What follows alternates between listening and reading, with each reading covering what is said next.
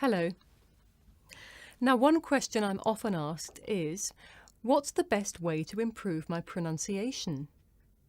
Well, my first piece of advice is to try to learn each different sound of English.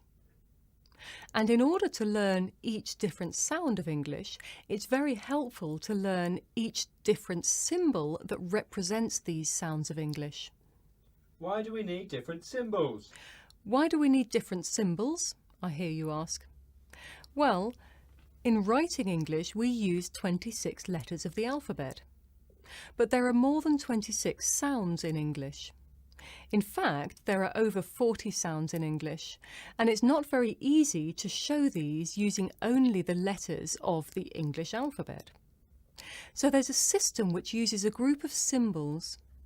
Now, some of these symbols are the same as letters, and some of them are different. You can use the symbols to write out the pronunciation of words, and in many dictionaries for English learners, you will see the pronunciations written out using these special symbols. To show that it is the sounds which have been written and not the letters, the transcriptions are written between slashes. For example, the pronunciation of the word pet is written like this.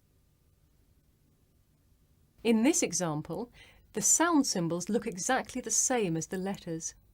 You can only tell that we're talking about pronunciation and not spelling because of the slashes.